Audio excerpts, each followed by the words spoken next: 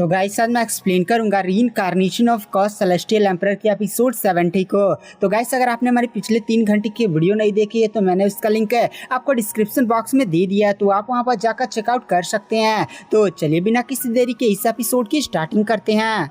तो गाइस जैसे कि हमने पिछले एपिसोड में देखा था, जो यंग मास्टर उयन का एल्डर होता है वो सीधे हमारी यूनफेई के पास है, जो यूनफेई सीक्रेट टेक्निक परफॉर्म कर रहा था उसे तोड़ कर रख देता है, जिसकी वजह से यूनफेई को काफी ज्यादा बड़ा बैक स्लैश लगता है। और वहाँ पर जो यूनफेई होता है वो तुरंत पीछे हट जाता है और उसे काफी ज्यादा चोटी आती है और उसकी टेक्निक फेल हो जाती है। अब गाइस यहाँ पर क्विन फैमिली और सियाओडी फैमिली के फैमिली हेड को दिखाया जाता है, जो सीधे यूनफेई पर अटैक करने के लिए आगे बढ़ते हैं कि भाई अब यहाँ पर यूनफेई को छोड़ेंगे नहीं, यूनफेई हमारे लिए फ्यूचर में काफी ज्यादा बड़ा खतरा हो सकता है। और इसी के साथ गाइस हमें यूनफेई को दिखाया जाता है, जिसकी बॉडी से काफी ज्यादा भयानक पावर्स रिलीज होने लगती है। वहां पर जो यूनफेई होता है वो फोर्सफुली अपनी सोल पावर को एक्टिवेट कर देता है, जिसकी वजह से यूनफेई की सोल पावर से बनी हुई काफी ज्यादा पावरफुल आकृति प्रकट होती है। और जैसे गाइस ये आकृति बड़ी सी प्रकट होती है, वहां से काफी ज्यादा पावरफुल आभाएं रिलीज होती हैं। जितने भी एल्डर यूनफेई पर अटैक करने के लिए चाह रहे होते हैं वो सभी के सभी पीछे खसक जाते हैं। यहाँ पर यूनफेई की बॉडी से काफी ज्यादा भयानक पावर रिलीज हो रही थी। इस पावर के प्रेशर को फील कर कर यहाँ पर ये जो बूढ़ा एल्डर होता है वो भी काफी ज्यादा कांप जाता है। यहाँ पर जितने भी फैमिली हेड्स थे वो कहते हैं कि भाई इतनी ज्यादा भयानक प्रेशर, आखिर ये बंदा है कौन।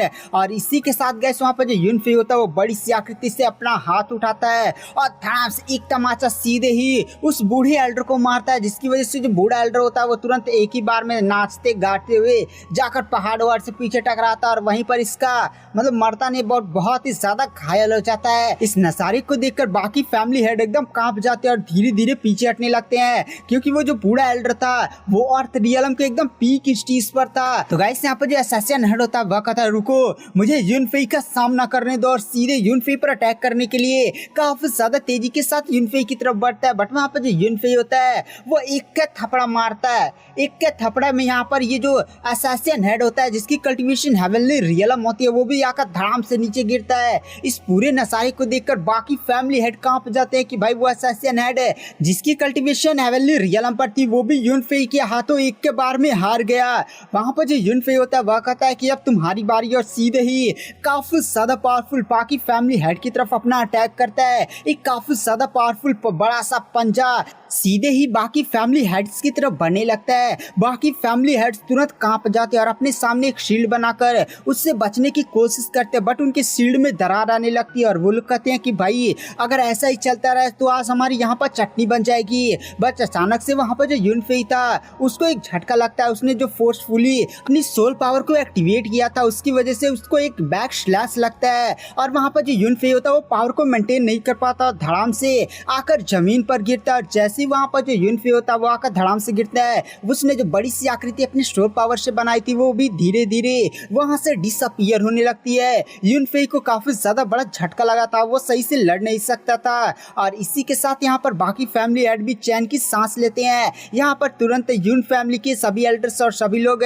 यूनफेई के सामने आते हैं और उसकी प्रोटेक्शन करना शुरू कर देते हैं। वहाँ पर जो क्वीन फैमिली का हेड होता है वह कहता है कि भाई हम लोग यूनफेई को जिंदा नहीं छोड़ सकते। वह बंदा, उसकी कल्टीवेशन अभी इतनी ज्यादा लो है पर फिर भी वो इतना ज्यादा खतरनाक अपनी पावर्स को शो कर रहा है। अगर वो ज्यादा स्ट्रांग हो गया तब तो हमारी फैमिली की ऐसी तैसी कर रख देगा, हमला करो। और सीधे ही वो सभी लोग हमला कर देते हैं। यहाँ पर जो यून फैमिली के बंदे होती है वो भी तुरंत उन सभी लोगों से फाइट करने के लिए आगे बढ़ जाते हैं।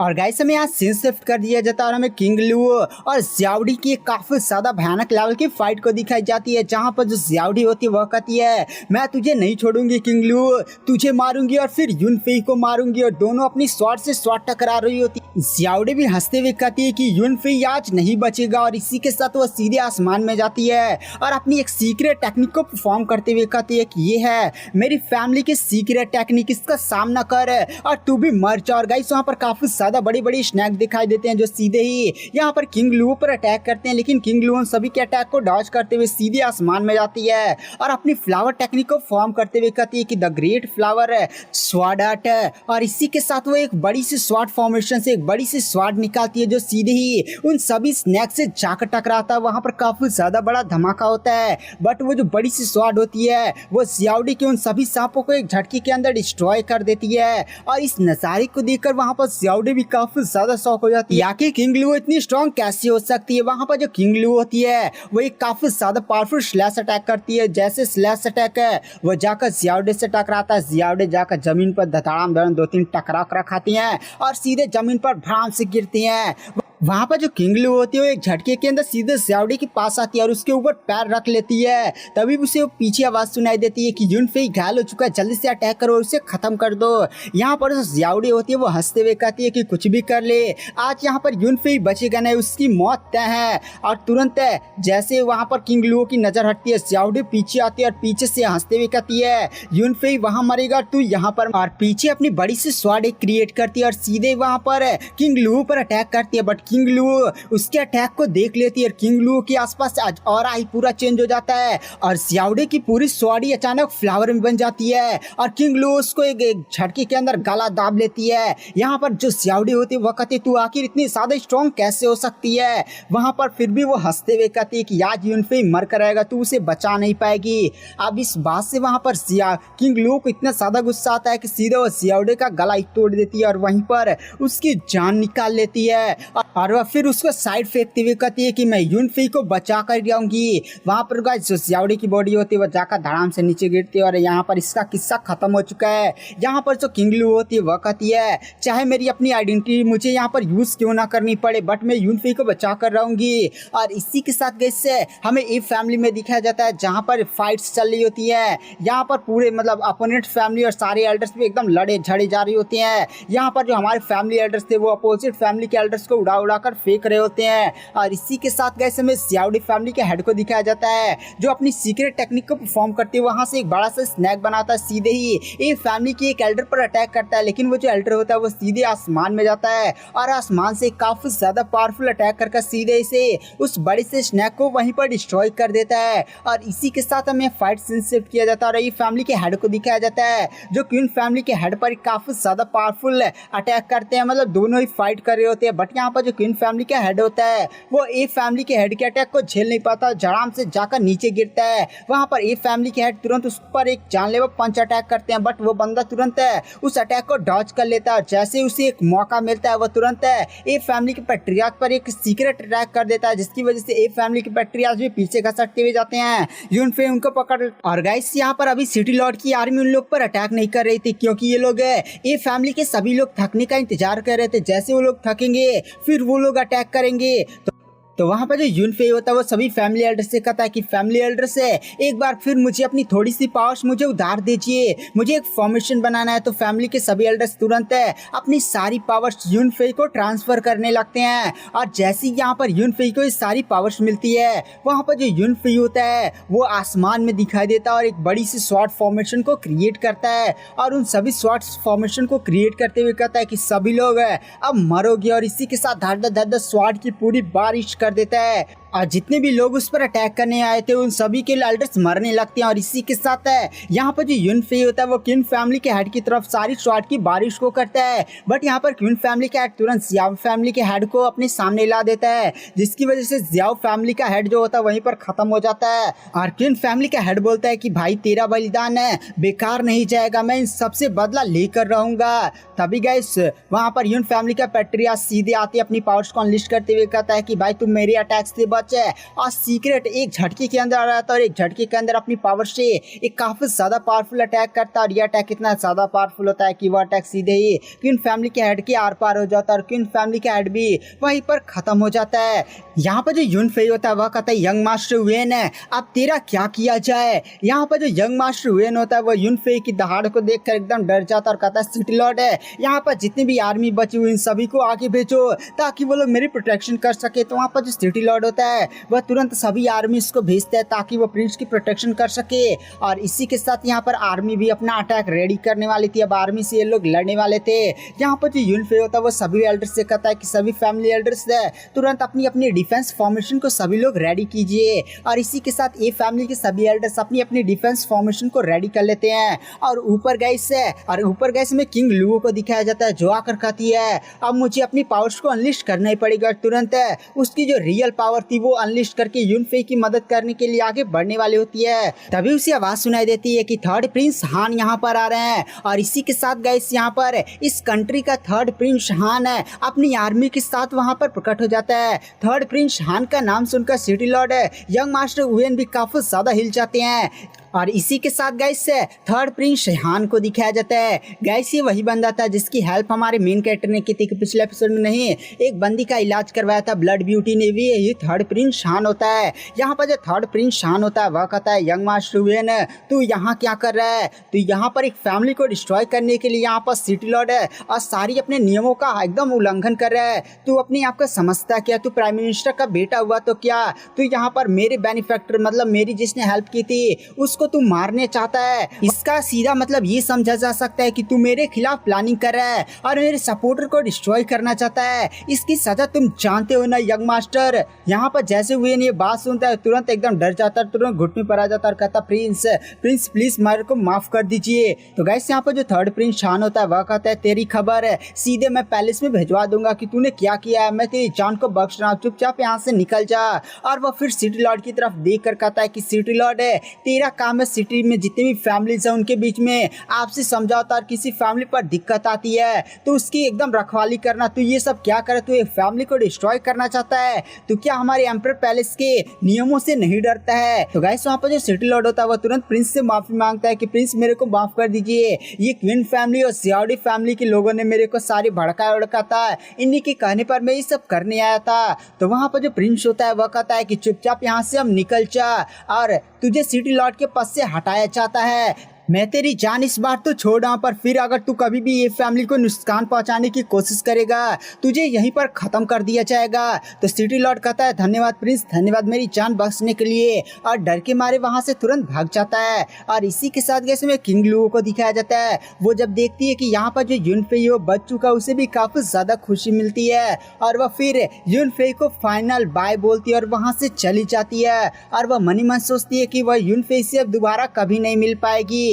और इसी के साथ गाइस हमें प्रिंस को दिखाया जाता है जो हमारे यूनफे के पास आता है। तो वहाँ पर जो यूनफे होता है उससे धन्यवाद बोलता है कि भाई अगर तुम नहीं होते तो आज हमारी ये फैमिली पर बहुत ही बड़ी मुसीबत थी। तो वहाँ पर प्रिंस भी कहता है कि अरे अगर तुम नहीं होते तो भाई मैं कब का ही टपक चुका होता, मैं तुम्हारे एहसान को कभी नहीं भूल सकता। फैमिली के जितने भी एल्डर्स होते हैं वो तुरंत सभी प्रिंस को ग्रीट करते हैं। और इसी के साथ जितने भी फैमिली में डिस्ट्रक्शन होती है फैमिली हेड है उन सभी का इलाज करवाने लगते हैं। और इसी के साथ गाइस हमें मॉर्निंग का सीन दिखाया जाता है जहाँ पर यूनफे भी काफी ज्यादा खुश होता है कि फैमिली पर ये बड़ी मुसीबत चली गई। तभी गाइस यहाँ पर जो यूवी होती है वो यूनफे के पास आती है और कहती है अरे यूनफे ब्रदर ये किंग लुओ ने आपके पास भेजा है। और इसी के साथ गाइस वहाँ पर जो यूनफे होता है वो जैसे उस पोटली को लेता है पोटली के अंदर एक लेटर होता है जिसमें वहाँ पर किंग लुओ ने वहाँ पर यूनफे को फाइनल अलविदा बोला था। वहाँ पर जो यूनफे होता है वो दौड़ते हुए शू फैमिली में जाता है, पूरी शू फैमिली खाली थी। उस लेटर में ये लिखा हुआ था कि मैं सेंट्रल प्रोविंस की शू फैमिली से बिलोंग करती हूँ और मेरे फादर ने मेरी शादी कहीं और पर तय करवा दी है।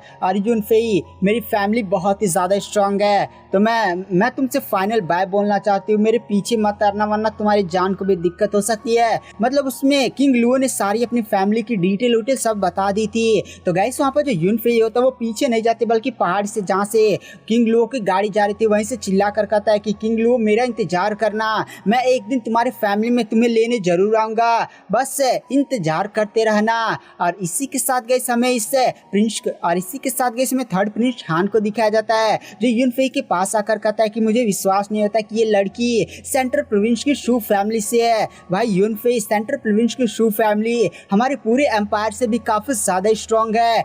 सेंट्रल प्रोविंस में की और काफी ज्यादा पावरफुल सुपर क्लैंस की फैमिलीज रहती हैं और शू फैमिली भी उसी में से एक है। और इसी के साथ कैसे में ब्लड ब्यूटी को दिखाया जाता है, वो भी आकर कहती है कि मुझे भी विश्वास नहीं होता कि ये जो लड़की थी वो सच में शू फैमिली से थी। अब यूनफे अब तुम क्या करने वाले हो?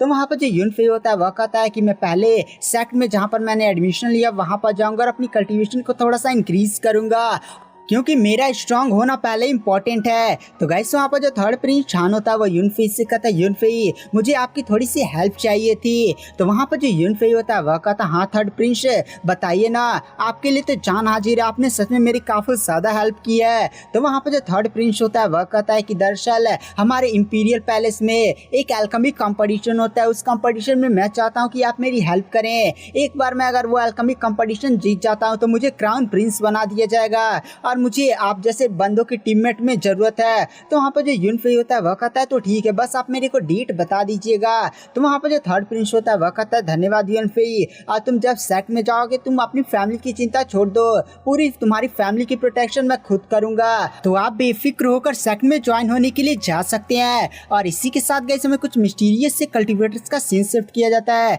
जहाँ पर एक फीमेल ये वाली बंदी कहती है कि आखिर क्या सच में किसी वो हेवनली एम्परर की आभा थी, हमें यहाँ पर थोड़ी सी महसूस हुई बट अचानक से वो गायब हो गई। तभी वहाँ पर उसका दूसरा साथी जिसने एक बहुत ही ज़्यादा पावरफुल मिस्टीरियस बीस्ट को किल किया था वह कहता है यहाँ पर कोई भी हेवनली एम्परर नहीं हो सकता, यहाँ पर जल्दी से हम जिस मिशन पर आए उस पर हमें ज़्यादा फोकस करना चाहिए। फालतू में यहाँ पर जो आभा महसूस हुई थी वो शायद थोड़ी सी कहीं से रिलीज हुई होगी, जो कोई एंशिएंट टॉम बॉम्ब होगा, बट हमें जिस चीज़ पर आए हमें उस चीज़ पर फोकस करनी चाहिए। और इसी के साथ गए हमें यहाँ शिफ्ट किया जाता है और हमें यूएस याओ और यूनफेई को दिखाया जाता है।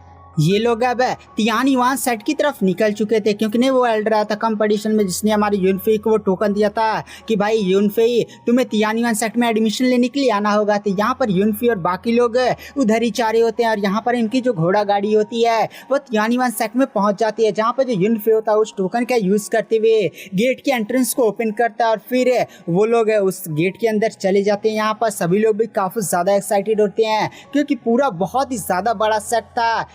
यहाँ पर जो यूवी होती है वो आगे दौड़ते हुए सेट के अंदर कहते हैं कि भाई ये तो बहुत ही बड़ा सेट है और इधर उधर घूम रही होती है, बट अचानक से उस पर एक अटैक होता है। यहाँ पर यूवी भी काफ़ी ज़्यादा डर जाती है और किसी तरह से उस अटैक को डॉज करती है और वह गिरने ही वाली होती है, बट अचानक से वहाँ पर सेट का एक बंदा सीधे आकर उससे बचा लेता है। और वहाँ पर ये थोड़ा सा छिनार टाइप का होता नहीं, लोग थोड़ा सा क्लास में होते हैं कि भाई चलो ऐसा वैसा करते हैं, तो वह इसी टाइप का बंदा होता है। और इसी के साथ गए आज के वीडियो की एक्सप्लेनेशन के ऊपर एंड कर देते हैं। वीडियो पसंद आई हो तो चैनल को लाइक सब्सक्राइब जरूर करें। इसका नेक्स्ट एपिसोड जल्दी चैनल पर अपलोड हो रहा है। Thank you, bye bye.